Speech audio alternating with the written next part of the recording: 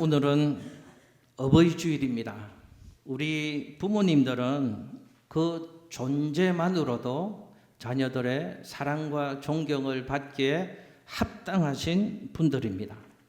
왜냐하면 부모님들은 하나님을 대신하여서 우리에게 보내주신 존재들이기 때문에 그렇습니다. 그래서 하나님의 말씀인 성경은 우리에게, 자녀들인 우리에게 어떻게 하라고 말씀하시는가 하면 내 부모를 공경하라. 저 따라서 한번 해보실게요. 내 부모를 공경하라. 우리 다음 세대만 한번 해보겠습니다. 내 부모를 공경하라. 자, 반은 안 했으니까 10번 할 건데 빨리 하면 2번 만에 맞출 수 있어. 자, 내 부모를 공경하라. 시작. 한 번만 더 하면 될 것 같아. 시작. 아멘. 자, 하나님이 우리에게 뭐라고 명령하시는가 하면 너의 부모님을 공경해라 라고 말씀합니다. 그런데 구약 성경은 히브리어라는 말로 되어 있는데 이 공경이라는 이 단어는 카베드라는 단어를 쓰고 있는데 이 뜻이 무겁다라는 뜻이고, 이 단어는 사람의 내장 장기 중에 간에서 나온 단어입니다. 공경하라 그 말은 간처럼 여겨라, 무겁게 여겨라 이런 뜻입니다. 사람의 내장 장기 중에서 가장 무겁고 중요한 장기가 간이라고 하는데 그 의미를 담은 단어를 사용한 것이죠. 부모를 공경해라 이 말은 무슨 말인가 하면 부모의 존재를 무겁게 여겨라, 그리고 부모를 존중해라 하는 말씀을 성경은 우리에게 주고 있습니다. 여러분, 성경에 나오는 단어 중에서 공경하라라는 이 카베드라는 단어가 명령어로 쓰이는 대상은 둘밖에 없습니다. 누구를 공경하라고 얘기하는가 하면 하나님을 공경해라 이 단어를 쓰고, 그리고 똑같은 단어를 부모님을 자식들이 공경할 때 공경하라 라는 단어를 쓰고 있습니다. 무슨 뜻일까요? 하나님을 공경하듯 부모님을 공경하라는 겁니다. 하나님을 사랑하고 존중하듯 우리의 부모님을 사랑하고 존중하라는 말입니다. 그런데 성경에 보면 공경하지 않는 삶의 태도, 부모님과의 관계를 표현하는 말 중에 공경의 반대로 경히 여긴다라는 말씀이 있습니다. 공경하지 않는 것은 부모를 경히 여긴다는 것이죠. 가볍게 여기고 하찮게 여기는 자식들을 성경이 말씀하는 겁니다. 경히 여기지 말라 이 말은 가볍게 여기지 말라는 뜻인데 이런 의미죠. 부모님들이 자식들보다 배우지 못한 경우들이 대부분입니다. 옛날에 우리 부모님들은 열심히 먹고 살기 바쁘셨고 우리 자식들 키우기에 헌신하셨으니까 당신들의 공부의 수준은 자식들에 비해서 낮을 수밖에 없죠. 자식들은 대학 다 나왔고 박사고 이렇습니다. 그런데 그 자식들 보기에 부모님들이 초등학교밖에 안 나왔다고 할지라도 배우지 못했다고 가볍게 여기지 말고 하찮게 여기지 말라고 성경은 말씀하는 겁니다. 힘이 없다고, 건강이 약해졌다고, 그러니 우리처럼 못 따라오시는 노인분이 되었다고 해서 우리의 부모님들을 가볍게 여기지 말라고 말씀합니다. 연세가 드시면 귀가 잘 안 들리거든요. 근데 말을 했다고 못 알아듣는다고, 말귀를 못 알아듣는다고 부모님을, 할아버지, 할머님을 가볍게 여기고 무시하지 말라고 성경은 우리에게 말씀합니다. 목사님이 목회하면서 보니까 자식들이 부모님이 많은 재산 물려주는 자식들이 있어요. 그런 자식들은 부모에게 잘하더라고요. 그러다가 다 물려주면 또 안 잘하는 자식들이 99% 이상이더라고요. 그런데 물려줄 재산이, 부모님이 내게 물려줄 재산이 없다고 해서 그런 부모라고 가볍게 여기고 소홀히 하고 함부로 하지 말라고 성경은 우리에게 말씀을 하는 겁니다. 성경은 우리의 부모님들이 우리보다 뒤떨어지고 허물이 좀 있다고 할지라도 그 부모님을 조건 없이 공경해라 라고 말씀합니다. 자녀도 우리 성도님들에게 하나님 말씀으로 부탁을 드립니다. 하나님 말씀대로 하나님이 하나님을 대신하여서 우리에게 주신 우리의 부모님들을 조건 없이 공경하고 사랑하고 존중하고 효도할 수 있는 우리 양천교회 모든 자녀분들 성도님들 되시기를 예수님 이름으로 축복합니다. 그러면 공경하라고 성경은 얘기하는데 아까 두 친구가 앞에서 하나님 말씀을 대표로 읽을 때도 내 부모를 공경해라 라고 말씀했는데, 공경하라는 것은 성경에서 구체적으로 우리의 부모님께 어떻게 효도하라는 말씀인가 몇 가지를 생각해 보겠습니다. 한번 저 따라서 해 보실게요. 감사하는 것이 부모 공경하는 것이다. 왜 우리가 부모님에게 감사해야 될까요? 저도 저희 부모님으로부터, 저희 아버지는 김기현 장로님, 저희 어머니는 김영달 권사님 두 분에게 생명의 빚을 졌기 때문에 저희 아버지 어머니께 평생을 살면서 제가 감사해야 한다는 겁니다. 우리 중에는 이런 나쁜 자식들이 있습니다. 왜 부모님이 나를 낳으셨어요? 아버지 어머니가 내게 해주신 것이 뭐가 있어요? 부모님에게 따지고 부모님에게 불평하는 사람들이 있습니다. 정말 부모님이 그 자식에게 해준 것이 아무것도 없는 것처럼 보이는 부모님들도 있기는 합니다. 그러나 아주 중요한 분명한 사실 한 가지를 잊어버리면 안 됩니다. 나라는 존재는 어디에서 태어났는가? 부모님을 통하여서 나라는 존재가 이 세상에 태어났다는 것을 우리 모두는 잊지 말아야 합니다. 여러분, 제가 여쭤볼게요. 생명의 근원이 되시는 분은 누구십니까? 하나님이십니다. 하나님이 생명을 주십니다. 그런데 하나님이 우리의 생명을 주시는데 누구를 통하여 우리를 이 세상에 태어나게 하셨는가 하면 부모님을 통하여 하나님 주신 생명인 우리가 이 세상에 존재하게 하셨습니다. 이부 예배드린 우리 모든 성도님들 중에 부모 없이 이 땅에 태어난 사람은 아무도 없습니다. 그러므로 우리 모두는 부모님에게 생명의 빚을 지고 있는 사람들입니다. 그런데 우리는 생명을 주신 부모님께 감사하지 못하고 불평하고 원망할 때가 얼마나 많이 있는지, 나쁜 자식들이 얼마나 많은지 알 수 없습니다. 이렇게 얘기하는 나쁜 새끼라고 할 것 같은데 나쁜 자식도 있습니다. 내게 이렇게 해줄 것 같으면, 나를 키우지도 못할 거면 왜 나를 낳으셨어요? 차라리 낳지를 말지. 이런 나쁜 소리 하는 나쁜 새끼, 나쁜 자식들도 있습니다. 화면을 한번 보실까요? 이렇게 불평하는 자식도 있더라고요. 태어나게 하시려면 저렇게 태어나게 하시지. 태어나게 하시면, 여자로 태어나게 하시려면 한소인가요? 한소희처럼 저렇게 예쁘게 태어나게 해야지. 왜 이렇게 아버지 닮게 낳고 엄마 닮게 낳아서 살아가면서 리모델링비가 많이 들게 하시나요? 이렇게 불평하고 원망하는 자식들도 있답니다. 이렇게 불평합니다. 안 좋으면 부모님 탓이라고 하는 자식들이 많더라고요. 부모 닮아서 키가 작고, 부모 닮아서 성격도 소극적이고, 부모 닮아서 머리도 좋지 못하게, 지가 공부 안 해서 그렇거든. 근데 뭐든지 부모 탓이라고 해요. 부모 때문에 배우지도 못하고, 부모 때문에 어렵게 산다고 자기가 할 수 있는 노력, 자기가 할 수 있는 최선은 아랑곳하지 않고 모든 것 부모 원망하고 부모님께 불평하는 자식들이 많이 있습니다. 그런데 한 가지를 기억해야 합니다. 부모님에 대한 그런 불평, 원망들 따지고 보면 사실은 나라는 생명이 존재하기 때문에 그런 불평도 원망도 나오는 것이죠. 내게 생명이 없다면, 나라는 인생이 이 세상에 태어나지 않았다면 그런 원망과 불평조차도 할 수가 없었을 것입니다. 미우나 고우나 누가 계셔서 내가 존재하는 겁니까? 부모님이 계셨기에 나라는 존재, 우리라는 존재들이 오늘을 살아가고 있는 겁니다. 그러므로 우리는 나를 이 세상에 태어나게 하신 그 사실 하나만으로도 부모님의 은혜를 기억하고 그 부모님의 은혜에 감사할 수 있는 우리 양천교회 모든 자녀분들 될 수 있으시기를 예수님 이름으로 축복합니다. 여러분, 화면에 책 하나를 소개해 드리겠습니다.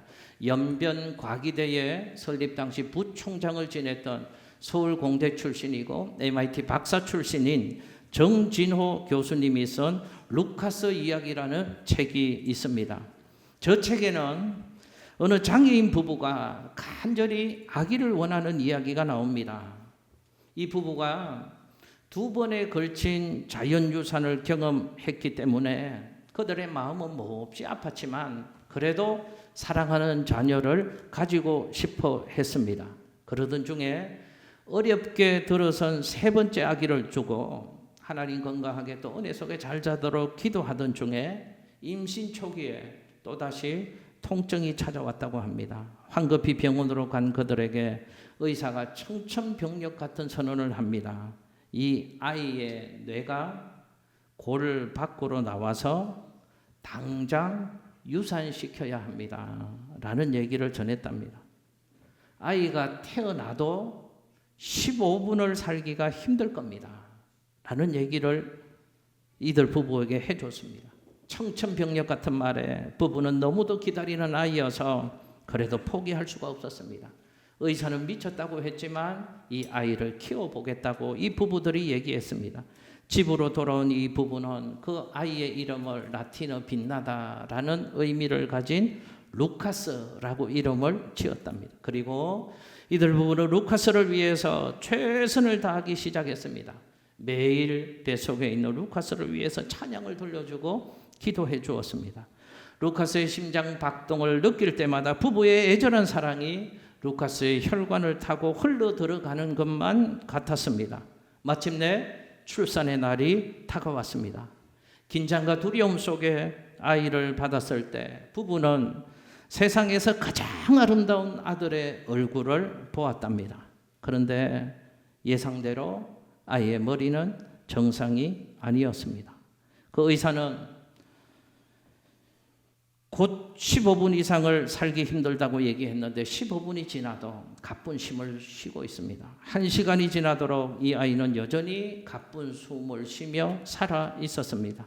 의사는 더 이상 이 아이를 위해서 병원에서 해줄 수 있는 일이 없으니까 이제 이 아이를 데리고 집으로 가라고 했습니다. 집에 돌아온 부부는 부모가 자식을 위해서 평생 할 수 있는 모든 일을 루카스를 위해서 다 쏟기 시작했습니다. 제일 먼저 서둘러 유아 세례를 받았습니다. 매일 기도하고 그 아이를 축복해 주었습니다. 선물도 주었습니다. 그리고 교회에서 함께 신앙생활하는 함께 기도해 준 믿음의 식구들을 다 불러서 파티도 열었습니다. 그렇게 아름다운 날이 지나고 마침내 루카스는 17일을 살다가 인생을 마쳤습니다. 부부는 이 아이의 임종을 마음 아프게 지켜보았습니다. 아들을 떠나보내던 그날 루카스의 엄마가 이렇게 말했습니다. 루카스와 함께했던 지난 9개월은 참으로 소중하고 행복한 시간이었습니다. 우리는 그와 얼마나 많은 사랑을 나누었는지 모릅니다. 지금도 우리는 루카스를 사랑합니다. 또 그 아빠가 이렇게 말했답니다. 저는 루카스로 인해 비로소 아버지가 될 수 있었습니다. 나를 아버지로 만들어준 내 아들 루카스에게 감사합니다. 루카스는 사랑하는 이들의 아들의 고통과 죽음을 지켜보는 부모의 마음을 나에게 알게 해 주었습니다. 여러분, 이게 부모의 마음입니다. 그런데 신기한 게 자식들은 알 것 같은데 부모의 마음을 모릅니다. 부모는 자신은 희생하더라도 자식이 잘 되기를 바라는 신비한 마음을 가진 유일한 존재입니다. 내가 잘 되면 딴 사람들은 시기하고 질투하거든요.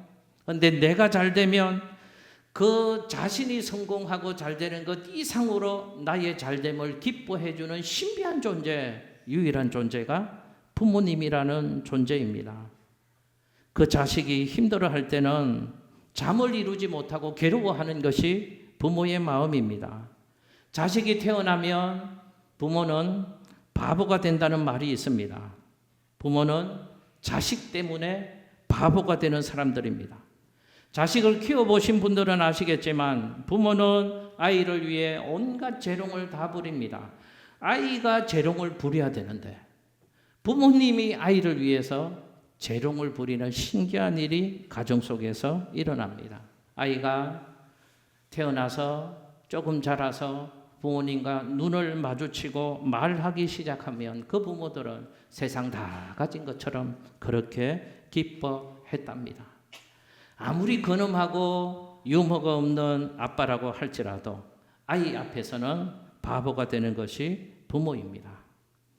부모의 마음이 자식일 때는 모른다니까요. 근데 그 자식이 크고 결혼을 해서 자기의 자식을 낳아보면 불어서 부모의 그 마음을 깨닫기 시작합니다.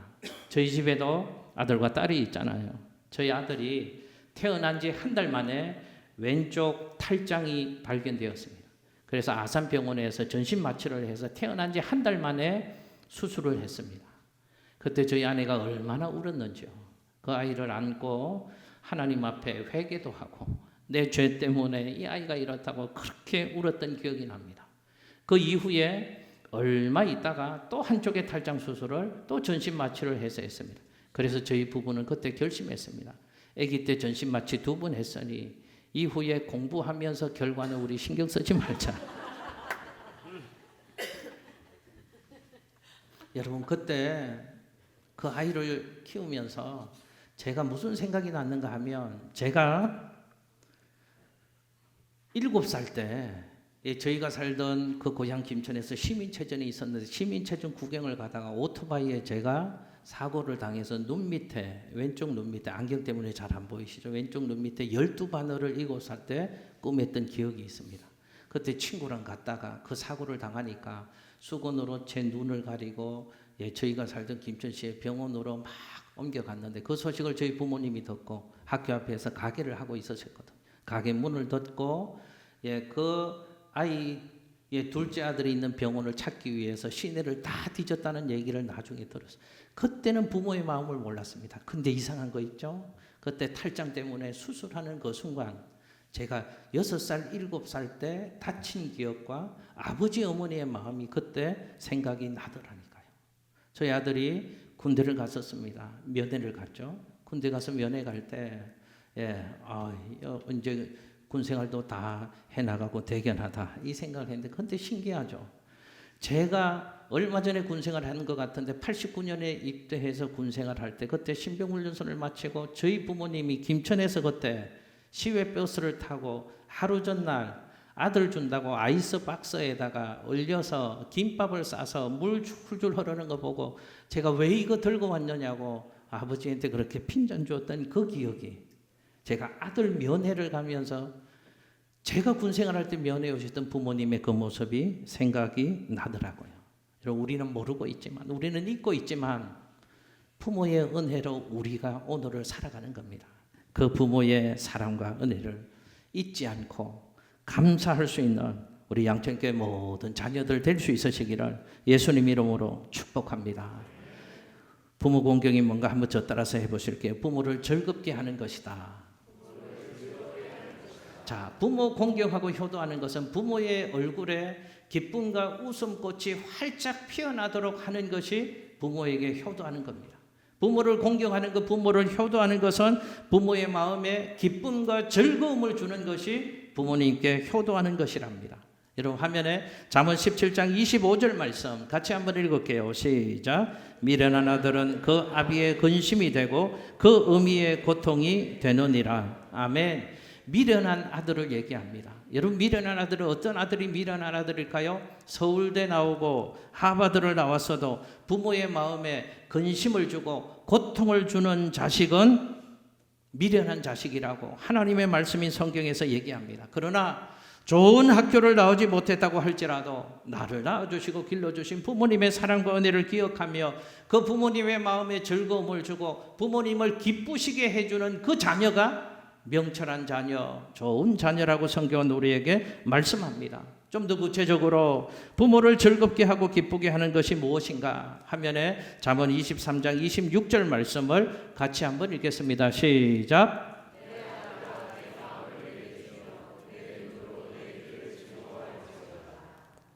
아멘. 뭘 주라고 얘기합니까? 내 아들아, 너의 마음을 부모님에게 주라고 말씀합니다.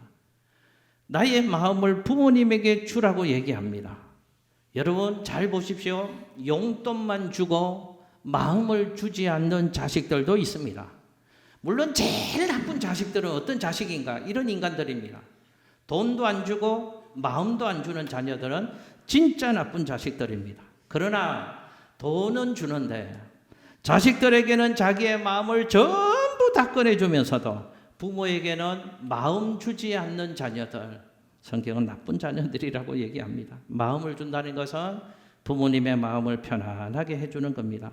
학교 다니는 우리 교회 학교 아이들에게, 교회 학교 자녀들에게 축복합니다. 부모님에게 여러분들이 마음을 주는 것은 유치원 안 빠지고 열심히 다니고, 학교 안 띵가먹고 열심히 잘 나가고, 공부해야 될 때 꿈을 가지고 열심히 최선을 다해서 공부하는 것, 형제들과 또 언니와 동생과 싸우지 않는 것, 그게 부모님의 마음을 편안하게 해드리는 것, 부모 기쁘시게 해드리는 겁니다. 결혼한 우리 성도님들 자녀들에게 제가 말씀드립니다. 뭐가 마음 기쁘시게 부모의 마음을 평안하게 해드리는가? 시집 보내고 장가 보낸 자녀들이 싸우지 않고 서로 행복하게 잘 사는 것, 그게 부모님의 마음을 평안하게 해드리는 것, 부모에게 마음을 드리는 겁니다. 좋은 조건의 사람 어떻게든 만나게 해주어서 결혼시켜놨는데 들려오는 소리가 허구한 날 어르렁거리며 싸운다는 소식만 들려온다면 그건 부모의 마음을 기쁘게 해드리는 게 아니죠. 부모의 마음을 근신시켜 드리는 겁니다. 결혼한 우리 자녀분들에게 축복해 드립니다. 결혼했으면 잘 좀 사십시오. 어떻게 100점짜리 인생이 있을 수 있겠습니까? 마음에 들지 않는 분들, 부딪히는 부분이 있을 수 있습니다. 잘 맞춰가시도록 노력하셔야 합니다. 하나님 안에서 참으시면서 믿음으로 기도하시면서 결혼했으면 좋은 가정 잘 지켜가셔야 합니다. 여러분 정성을 다하여 아들, 딸을 좋은 사람 만나서 결혼시켜 내보냈으면 부모 앞에서 힘들다는 얘기하지 마십시오. 부모 앞에서 돈 없다는 소리 좀 하지 마십시오. 자식들은 힘드니까 예사로 부모님이니까 편하니까 할 수 있는데 아시나요? 그 소리 들은 부모님은 밤에 미안해서 잠을 못 잡니다. 마음 아파서 그 밤에 잠을 이루지 못하는 겁니다. 그게 부모의 마음이잖아요. 그러니 없어도 있는 것처럼 사십시오. 맨날 없다 죽겠다 말하면요, 말대로 되는 게 성경이라고 성경은 우리에게 말하잖아요. 못 살겠어, 죽겠어, 힘들어. 그렇게 된다니까요. 없어도 있는 것처럼 감사하며 사십시오. 내게 주신 것 하나님의 은혜인 줄로 알고 이것 붙잡고 감사하며 사시면 하나님은 더 풍성한 삶의 조건들과 환경들을 우리 삶 가운데 허락해 주실 줄로 믿습니다. 부모를 기쁘시게 해드리려면 마음을 주어야 합니다. 마음을 주는 것은 부모의 마음을 편안하게 해드리는 겁니다. 부모님 기쁘시게 할 수 있는 우리 양천의 자녀들 다 되시기를 예수님 이름으로 축복합니다. 또 하나 저 따라서 해보실게요. 순종하는 것이 부모 공경이다. 여러분 부모를 공경하는 것은 부모님께 순종하는 겁니다.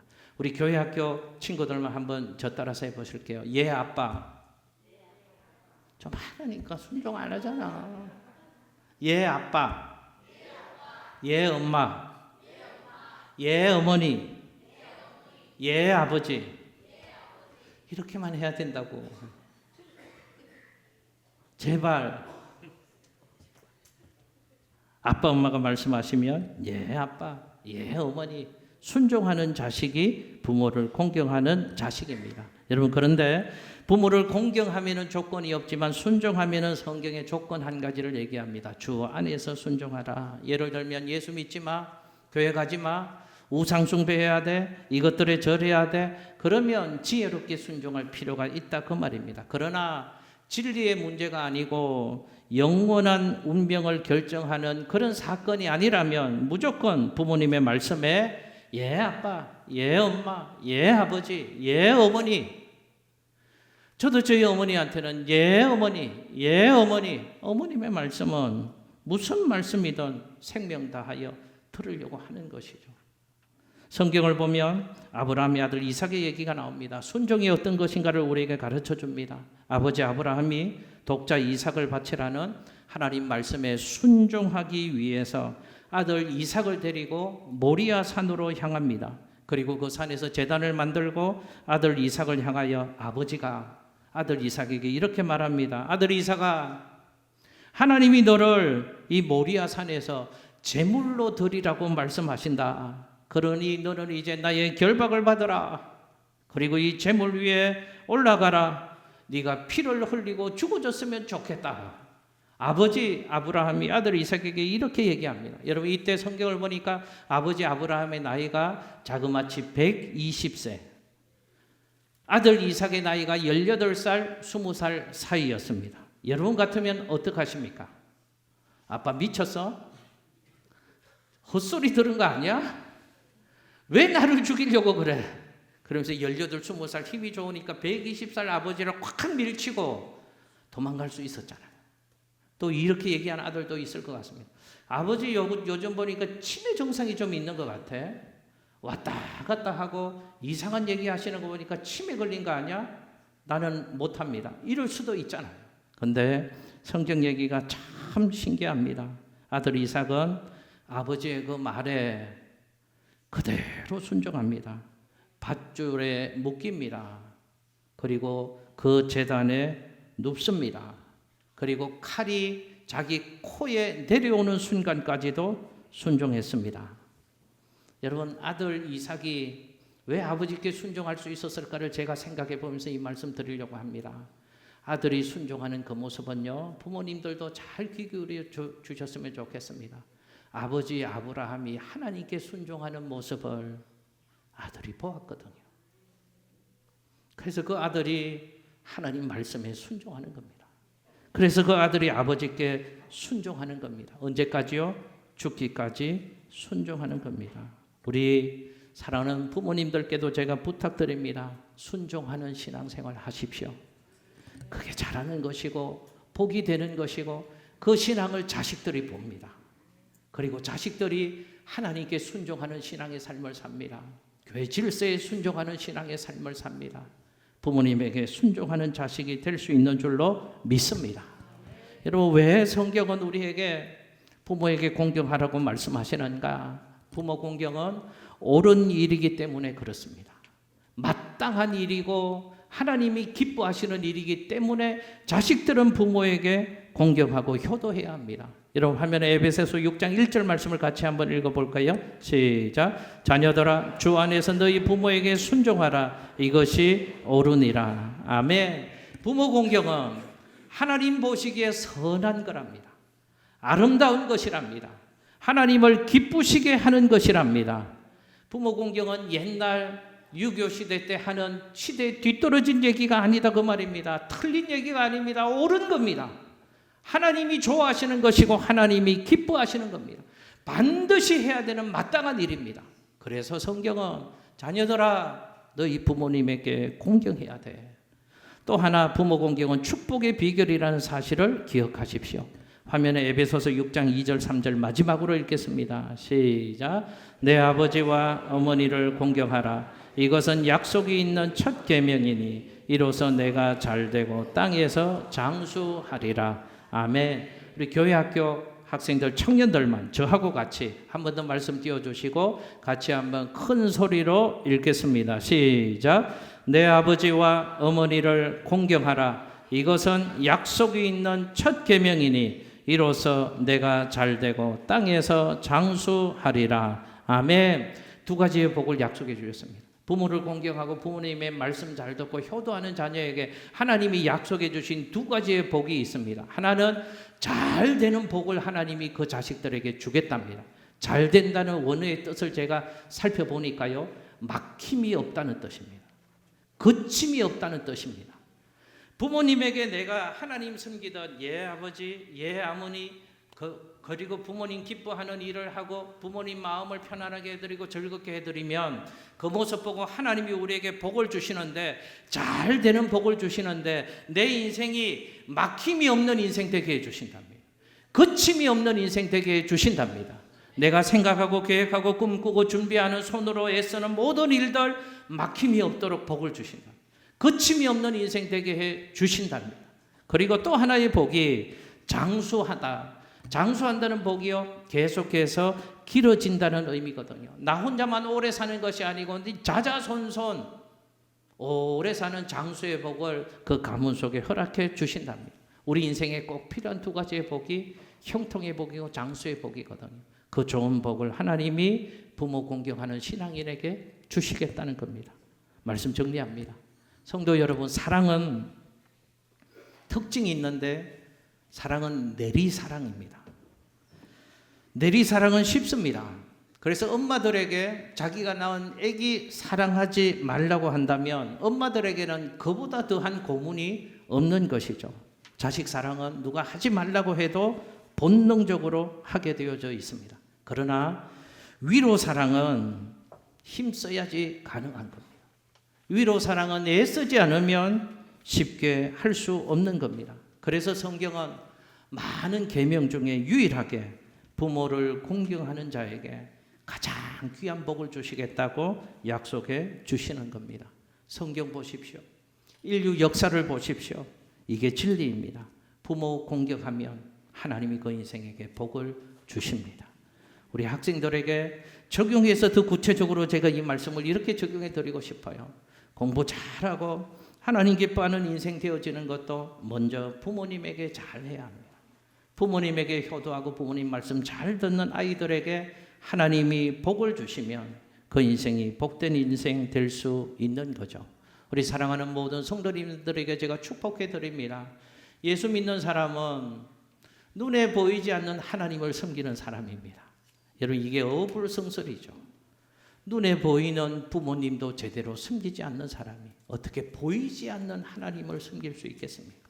하나님은 하나님의 대리인으로 부모님을 우리에게 주셨습니다. 그 부모님을 하나님 섬기듯 하나님 대하듯 귀하게 여기고 사랑하고 존중할 수 있는, 그래서 하나님 주시는 감당할 수 없는 복을 받아 누리는 우리 성도님들 되시기를 예수님 이름으로 축복합니다.